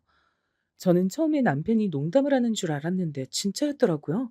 심지어 시누이는 그 남자가 출소를 하면 그 남자와 재혼을 하겠다는 계획도 이미 가지고 있었습니다. 시누이의 이혼 대소동이 벌어졌고 충격을 받으신 시부모님께선 뒷목 잡고 쓰러지셨죠. 거의 정신이 나가셨던 시부모님 두 분께선 혼미해졌던 정신을 되찾으시는 대로 곧장 저와 남편의 결혼부터 허락해 주셨습니다. 시어머니께선 반쯤 넋이 나가신 모습으로 저에게 당신을 섣불렀던 판단을 사과하셨어요. 내가 내 배로 낳았지만 도저히 이해할 수도 없고 이해하기도 싫은 미친 딸년을 보다가 널 보니까 네가 선녀였다. 집안 사정 좀 후달리고 여러모로 후줄근하면 어떠니. 얼굴 이쁘게 놔주고 부족함 없이 키워주고 이름난 4년제 대학교 보내봤자 깜빵에 있는 범죄자하고 바람나서 이혼이나 당하는데. 그런데 딸년보다 네가 낫다. 네가 정상이지. 우리 광철이가 좋아서 결혼까지 하겠다는 것만 봐도 너는 남자 보는 눈이 아주 높다. 내가 아들 잘 키워놓은 건 또 어떻게 알아가지고 눈치 좋게 괜찮은 남자 채가려고 하니. 그래, 너 정도면 그냥 내가 별 욕심 없이 며느리로 맞아도 나쁘지 않아. 내가 뭔 부귀영화를 누리려고 인생 이렇게 아등바등 살다가 딸년 그 지랄 떠는 꼴까지 봐야 했는지. 사람은 그냥 적당히 흘러가는 대로 살아야 돼. 하도 속상함에 눈물을 많이 흘리셔서 짓무른 눈가하며 풀이 죽은 목소리를 내시는 시어머니 앞에서 저 또한 마음이 약해졌습니다. 전 친정엄마께서 불편하신 팔로도 어떻게든 절 키워보시려고 가진 애를 쓰시는 동안 그 모습이 창피하다는 이유를 대며 싸가지 없게 굴었던 딸이었으니까요. 어릴 적이었다고 하지만 엄마께 너무나도 죄송한 행동들을 범했기에 그때만 생각하면 입이 열 개어도 할 말이 없었습니다. 근데 시누이가 그런 엄청난 사고를 치고 마니까 제 모습이 겹쳐졌죠. 자식 문제로 소가리를 크게 하시는 시어머니의 모습을 보며 제 엄마가 겹쳐 보였던 거예요. 그래서 저도 눈물을 흘리며 시어머니의 손을 맞잡았습니다. 그 순간의 마음 같아선 제가 신우이의 목까지 대신해서 시부모님께 효도를 다하고 싶은 심정이었네요. 진심으로 그랬어요. 제 시누이가 그런 엄청난 불륜 사건으로 이혼을 당하고 난리를 친 인물이란 사실은 엄마와 고모를 비롯한 모든 다른 사람들에겐 비밀이었습니다. 그랬다간 걱정만 살 것 같았어요. 그래서 알리지 않고 조용히 결혼을 했었죠. 남편은 저와 결혼해서 행복하다고 말을 했습니다. 그 말에 저도 행복했습니다. 근데 결혼을 하고 나니까 남편의 그 말엔 저희가 숨겨져 있더라고요. 제가 고분고분하고 순종적이고 효심이 깊어 보이는 여자라 자기 양친에게 착한 며느리를 선사해 주었다는 생각에 남편은 좋아했던 것이었죠. 왜냐면 시누이가 성격이 좀 제멋대로에다가 개차반이었거든요.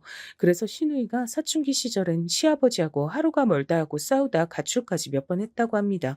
남편도 자기 누나의 더러운 성질머리에 학을 떼는 사람이라 전혀 남매 사이가 살갑지 못했고요. 그러니 상대적으로 온순하고 배경도 좋지 않아서 자신감이 있을 이유도 없는 제가 마음에 들었던 겁니다. 전 시부모님의 절 향한 막말 앞에 점차 그것을 체감했습니다. 너는 어디서 감히 어른이 수저를 들기 전에 너 먼저 밥을 처먹는 법을 배워왔냐? 네? 그게 죄송합니다. 아버님 이미 식사 시작하신 줄 알았어요. 제가 못 봤습니다. 시댁에서 밥을 먹었을 때 제가 어쩌다가 시아버지보다 먼저 수저를 들고 밥을 한 수저 딱 떠버렸던 거예요. 별 생각 없이 그랬던 건데 시아버지의 불호령이 매섭게 떨어졌습니다. 그게 다 왜 그런 줄 아냐? 못 배워서 그렇다. 가정 환경 때문에 그런 거야. 무릇 사람의 자란 배경은 어떻게든 다 드러나게 돼 있더라. 제가 매번 그런 것도 아니고 그때 실수로 딱 한 번 그랬을 뿐인데 제가 그런 소리까지 들어야 하나 싶어서 낯이 뜨거워졌습니다. 민망해서 아무 말도 못하고 있을 때 옆에서 남편은 밥이나 빨리 드세요 라며 대충 시아버지께 그런 말씀이나 드렸고요. 시어머니께선 제가 정당하게 혼이 난다는 표정으로 고개를 끄덕이고 계셨죠. 너는 어른 공경에 앞으로 더욱 힘을 쓰도록 해라. 날 통해 예절과 인생을 배웠으면 하는구나. 네, 알겠습니다, 아버님. 노력하겠습니다. 너무 민망하니까 대충 대답을 해드렸는데 그날 음식이 코로 들어가는지 입으로 들어가는지 알지도 못하고 먹었답니다. 전 결혼하고 나서 반년 동안은 적응을 하느라 아예 정신이 쏙 빠져 있었어요. 제가 결혼했으니 엄마께서 공허함을 느끼실까봐 그것까지 신경을 쓰느라 더욱 정신이 없었던 것 같아요. 저만 보면 무슨 할 말씀들이 그렇게나 많으신지 이 잔소리 저 잔소리 해대시는 시부모님 때문에도 정신이 어지러웠고요. 반년 이상이 지나가면서부터 점차 결혼 생활이란 새로운 영역에 적응이 됐습니다. 그랬더니 또 다음 단계가 있더라고요. 그건 바로 임신 문제였어요. 대체 왜 아직도 아이 소식이 없는 거냐면서 시부모님께서 점차 저를 들들 볶으시기 시작한 거였습니다. 요새 뉴스에 보면 여자들이 나이 40살에도 첫 애 낳고 막 그랬다던데 너도 혹시 그렇게 살 계획이 있는 거니? 네? 아니에요. 딱히 그런 생각 해본 적은 없고요.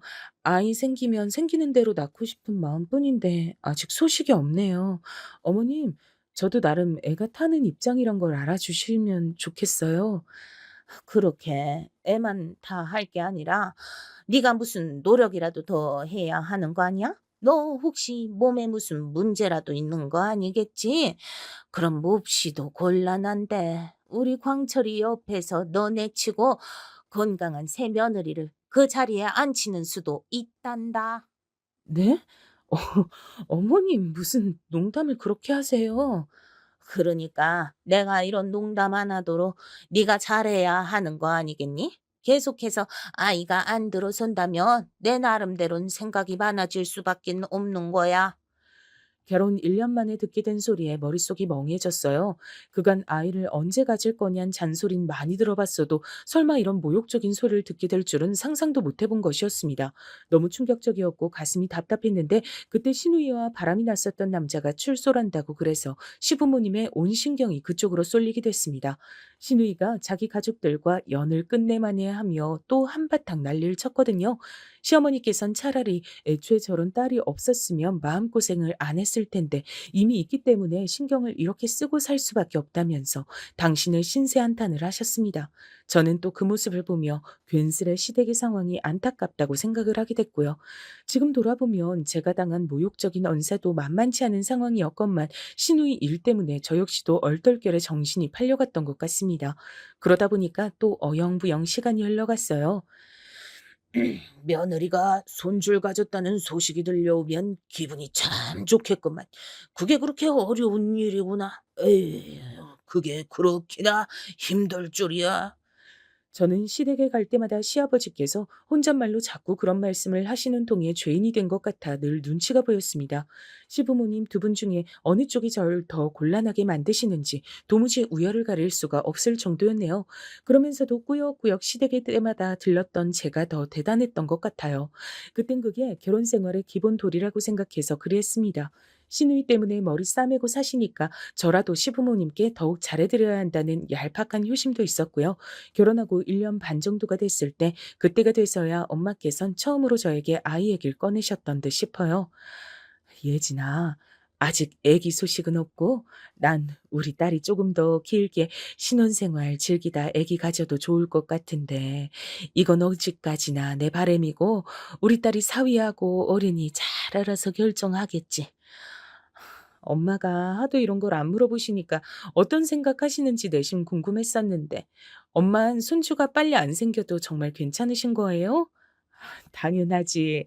근데 혹시 네가 이런 문제로 네 시댁에서 눈치 보며 지낼까 봐 그게 걱정이야. 힘든 일 없지? 항상 별 문제 없고 괜찮단 소리만 하는 너니까 내가 굳이 곧대로 믿어도 될지 모르겠다. 당연히 믿으셔도 되죠. 저 진짜 괜찮아요. 저 아직 젊으니까 애기 천천히 가져도 된다고 시댁에서도 다들 그러세요. 아이고, 그렇구나. 내가 또 괜히 남몰래 마음을 졸였던 거였어. 우리 딸은 옷 좀 이렇게 뭐든 알아서 잘할까. 결혼해서 이렇게 잘 지내는 거 보면 내 마음이 놓이고 흐뭇하고 그런다. 난 우리 예진이가 외롭지 않고 건강하게 잘 사는 게 가장 중요해. 눈물을 글썽이시는 엄마를 바라보며 나이가 많이 드셨단 것을 새삼 실감했습니다. 집안에 불어닥쳤던 옛날의 그 비극 이후로 정말 세월이 많이 지났구나 싶더라고요. 그럼에도 영향은 남아있어서 전 외로움도 잘 타고 정에 목이 마른 사람이었기에 은근하게 임신 생각이 간절했던 것 같아요.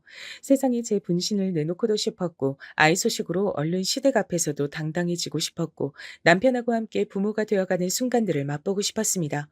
왜 이렇게 임신이 안 되는 건지 정말 시어머니의 말 맞다나 제가 건강에 이상이 있는 건 아닌지 싶던 그러던 어느 날 드디어 생명이 찾아왔어요. 결혼 2주년을 한 달 앞둔 때였습니다. 날아갈 듯이 기뻤고 축복과 칭찬만 가득 받을 거라 생각했죠.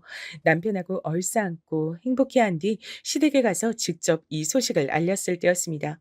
한박 웃음을 지으신 시어머니께서 제 등짝을 퍽소리 나게 후려치셨어요. 너는 이렇게 할 수 있는 걸 가지고 그동안 왜 이렇게 뜸을 들였어? 진작에 속도 좀 낼 수 있으면 좀 좋아하니? 저도 그간 노력 많이 해왔고 많이 기다려왔어요. 어머님, 저라고 왜 임신을 더 일찍 하고 싶지 않았겠어요. 좋은 소리만 들을 줄 알았던 자리인데 핀잔을 듣게 되니까 제가 너무 황당하고 서러워서 그렇게 반문을 했습니다. 그랬더니 시아버지께서 저에게 이런 말씀을 던지셨어요. 말 대꾸하는 것 좀 봐라. 어디 가서 우리 집 며느리라고 착하고 성격 좋단 얘기는 죽었다 깨어나도 못하겠네.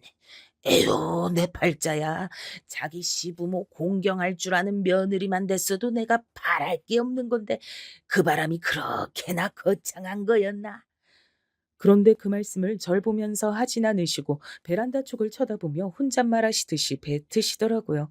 그 행동은 저로 하여금 시아버지께 따지고 화를 내기에도 애매하게 만들었습니다. 이러지도 저러지도 못하겠더라고요. 결혼 전부터 묘하게 저한테 스트레스만 안겨주시는 시부모님을 피해 제가 하소연할 곳이 얼마나 되겠어요. 몇 없었죠. 그중 하나가 남편이었고요. 근데 남편은 자기 양친의 그런 성격을 알면서도 제가 스트레스를 받아 하는 걸 크게 이해하지 못했습니다. 이래나 저래나 뭔 상관이야. 이제 애 가졌으니까 됐잖아. 애 언제 가질 거냔 소리도 쏙 들어갔고 이제 애만 잘 낳으면 될 일인데 기뻐해야 할 순간에 인상이나 쓰고 있다니 뱃속에 우리 애가 슬퍼하겠다. 그런 문제가 아니잖아. 내가 근본적으로 아버님하고 어머님 때문에 매번 머리가 아프다니까. 근데 내가 진짜 대놓고 따질 수도 없고 이럴 땐 당신이 중간에서 역할을 좀 잘해주면 안 돼? 우리 부모님한테 따질 생각을 설마 진짜로 했단 건 아니지? 그건 아니었길 바래. 그랬다면 진짜 실망이야. 우리 부모님이 당신을 얼마나 참하고 고운 며느리로 보시는데 당신이 우리 부모님의 마음을 오해해서 이러는 거야. 전 그 말이 별로 달갑지가 않았어요. 참하고 고운 며느리. 그게 정말 제가 되고 싶은 존재인 건지. 그 생각을 하니까 기분이 가라앉았습니다. 하지만 임신을 하고 나면 기분이 오락가락하는 게 정상이란 고모의 말씀을 듣고 제 자신을 열심히 달랬죠. 임신 때문에 제가 정상이 아닌 거라고 그런 생각까지 해가며 평화로운 일상을 지키는 것에 애를 썼습니다. 출산을 하고 나면 상황이 또 바뀔 것이고 그건 긍정적인 변화일 거라고 믿었어요. 어떻게든 좋게 상황이 흘러갈 거라고 당시에 저는 그렇게 여기고만 싶었나 봐요. 아기의 성별을 병원에서 늦게 확인이 가능했던지라 마음이 무척 초조했었는데 아들이었습니다. 엄마께선 손자든 손녀든 상관없이 너무 행복하다고 해주셨고요. 반면에 성별이 밝혀지자 시부모님께선 축제의 현장이었죠. 전 시아버지의 발언을 듣고 즉시 어이가 없어졌습니다. 조금 부족한 며느리를 들여서 내가 여태까지 아무한테도 티는 안 내고 말도 해본 적이 없지만 솔직히 기분이 항상 좋지만은 않았는데 한 방에 아들을 임신했다고 들으니까 우리 며느리가 아주 능력이 뛰어난 인물이었단 생각이 든다. 한 번도 티를 안 내셨다니 그게 무슨 소린가 싶었네요. 그간 있는 티 없는 티를 다 내고 지내셨던 분이셨으니까요. 시어머니께선 시누이 때문에 속상했던 것들이 다 제 덕분에 날아갔다고 해주셨습니다. 절 축하여 세워주시는 건 좋았지만 약간 부담스럽긴 했었어요. 그 이후로 자꾸 저를 보실 때마다 뱃속의 아이에게 말을 거셨거든요. 우리 손자가 할미를 알아보고 뱃속에서 콩콩 움직였죠요. 그랬죠요. 아구고 귀여워라.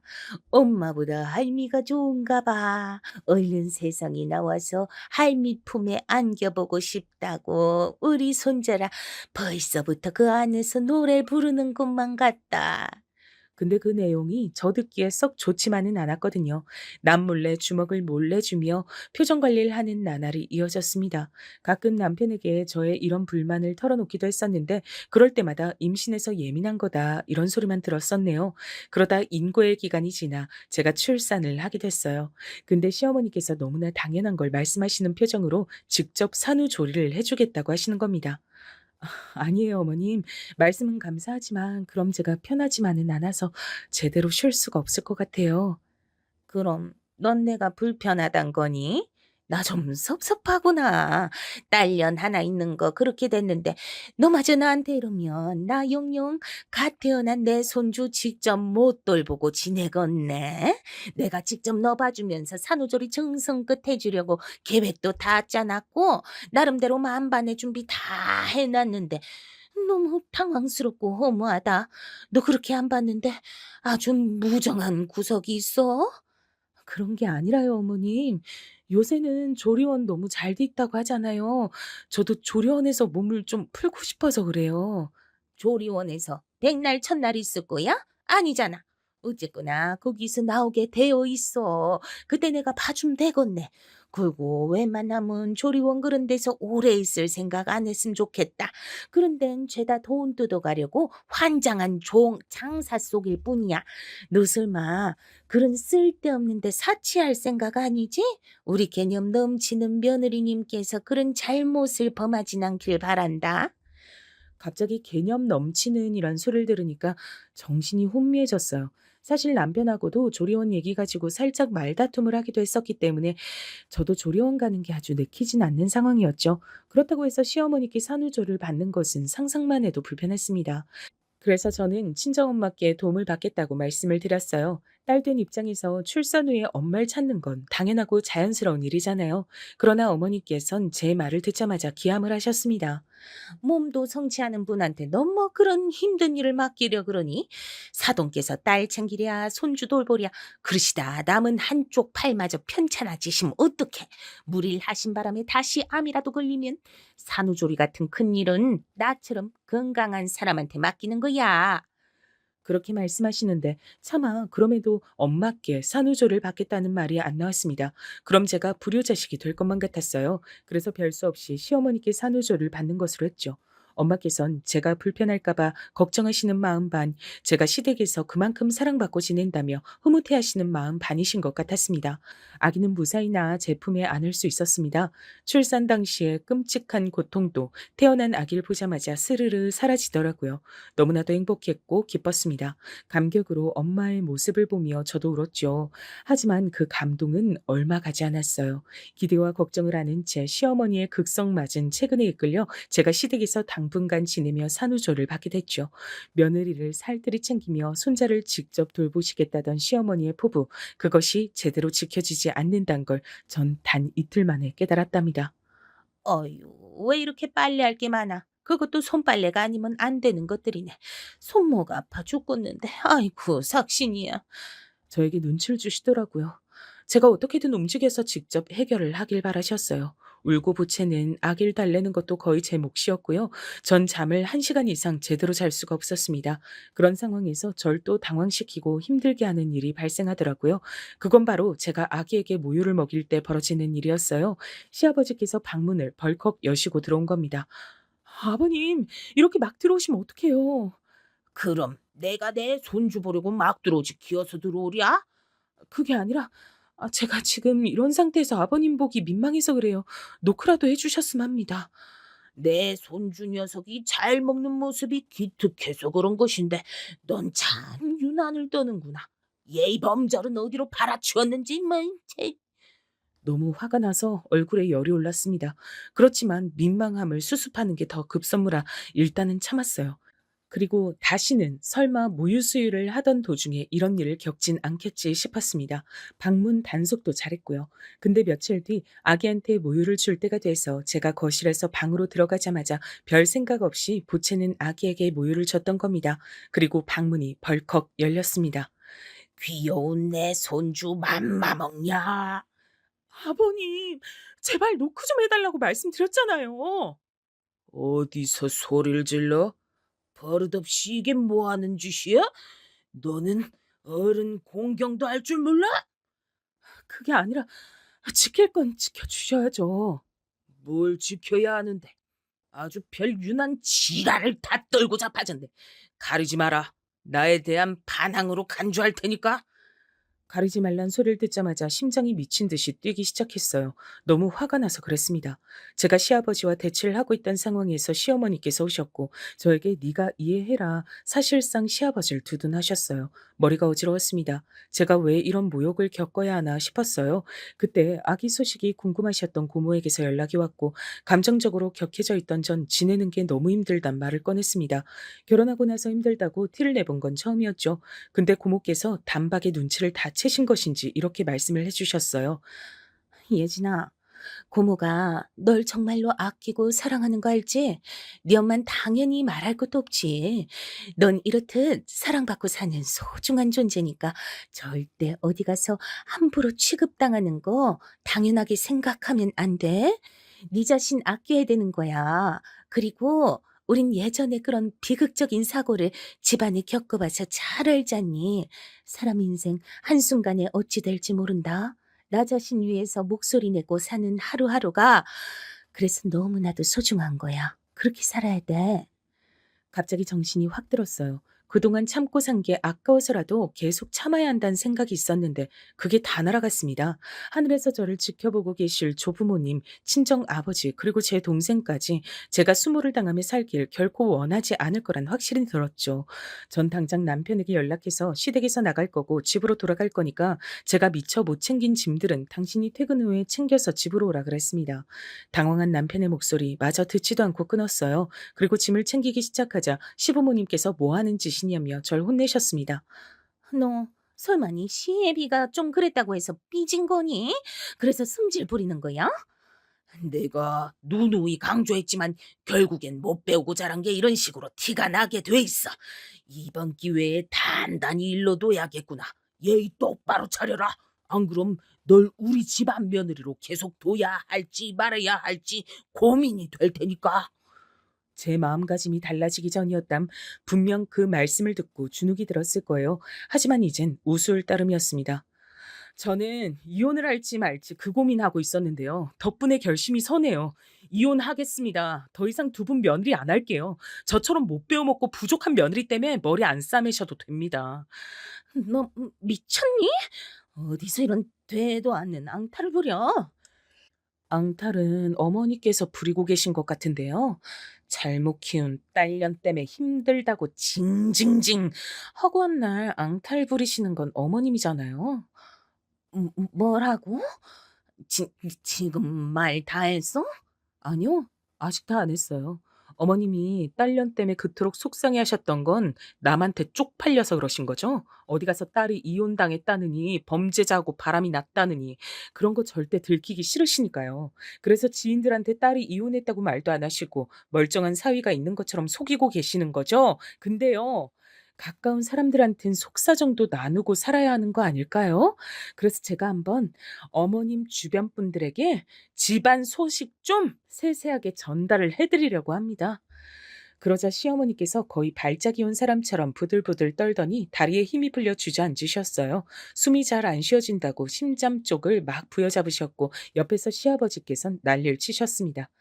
네가 본색을 드러내는구나. 보잘것없는 집안일 때부터 내가 마음에 안 들었거늘 이렇게나 수준 낮은 모습을 보여? 왜 자기소개를 하세요? 수준이 낮은 건 본인이시잖아요. 언행도 한없이 가벼우시고요. 며느리가 모유 수유를 하고 있을 때마다 일부러 방에 들어오시는 걸 보니까 그 머릿속에 대체 어떤 종류의 똥이 가득 차 있을지 가늠조차 안 됩니다. 참 대단하신 것 같아요. 아버님 같은 시아버지를 두고 싶은 여잔 세상에 아무도 없을 것 같은데요. 저니까 그나마 지금까지 멍청하게 참고 살았던 겁니다. 아버님은 40년째 이어진 고향 친구분들과의 모임에 사활을 거는 분이시죠? 거기에 고학력자 엘리트들과 교육자들이 있어서 아무 명예로운 모임이라고 무척 뿌듯해 하시잖아요. 아무래도 그분들께 집안 얘기를 제가 전해드리는 게 좋겠네요. 제가 어째서 이혼하는지 모두가 흥미롭게 들으실 것 같아요. 아, 맞다. 저한테 이혼당하게 생긴 두 분의 자랑이신 아들놈이 다니는 직장에도 제가 얘기 고루고루 퍼뜨리는 거 잊지 않을 거예요. 기대해 주세요. 시아버지께선 완전히 넋이 나가 계셨어요. 떨리는 손으로 절 간신히 삿대질 하시는 게 전부였습니다. 전 그 손을 힘주어 쳐낸 뒤 아기를 데리고 시댁을 나왔어요. 의외로 속이 후련하기보단 차분하게 가라앉은 기분이 더 강했습니다. 왜 계속 참고 살았나 싶어 저 자신을 향한 헛웃음도 나오더군요. 집에 도착한 지 얼마 안 돼서 누군가 왔어요. 계속 직장에 바쁜 업무가 줄줄이 밀려있다던 남편일까 싶었는데 그게 아니라 친정 엄마셨습니다. 고모와 함께 제가 걱정돼서 저한테 연락을 하셨다가 제가 시부모님과 설전을 벌이느라 안 받으니까 남편에게 연락을 하셨던 거예요. 제가 시댁을 나와 집으로 가기로 했다는 얘기를 듣자마자 이쪽으로 오신 거죠. 엄마, 속상하게 들어 죄송해요. 엄마 힘들게 만든 딸은 이제 더 이상 하고 싶지가 않았는데 또 이렇게 돼버렸네요. 내가 할 소리야, 예진아. 엄마가 미안하다. 믿고 의지할 수 있는 단단한 엄마가 돼주지 못했던 것 같아서 내가 미안해. 이제 마음속에 덩어리 다 내려놓고 편하게 지냈으면 좋겠구나.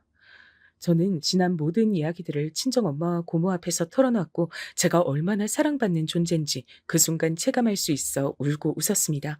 그리고 남편이 집에 돌아오자마자 친정엄마께선 놀랍게도 늘 조심스레 대하셨던 당신의 사위에 뺨을 때리셨죠. 그것도 불편한 쪽에 팔을 써서 말입니다. 자네는 한 여자의 남편으로서 실격이고 한 아이의 아빠로서도 실격이야. 자네가 무슨 가장인가? 가정도 제대로 돌보지 못하고 살피지 못하고 본인만 편할 대로 지내는데 그게 무슨 책임감이 있단 거야? 내 딸하고 잔말 말고 갈라서. 죄송합니다, 장모님. 제가 그간 생각이 짧았습니다. 생각을 잘못했습니다. 반성하고 있으니 한 번만 기회를 주세요. 남편이 축 처져서 고개를 떨구는 모습을 그 순간 처음 봤네요. 아기가 갑자기 그때 미친 듯이 울어대서 모두가 아기를 달래며 신경을 쓰느라 잠시 분위기가 흐트러졌어요. 그때 남편이 저에게 그간 자기가 너무 무심했고 시부모님과 저 사이를 중재하는 것이 너무 귀찮고 피곤해서 피해왔던 것을 반성한다며 거듭 저에게 사과를 해왔어요.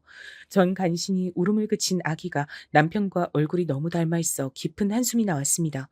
마음 같아선 모든 것에 질릴 대로 질려버린 상태였기에 남편과도 그냥 두 번 다시 안 보고 싶었는데 저희 부부 사이엔 이미 생명이 탄생한 뒤였으니까요.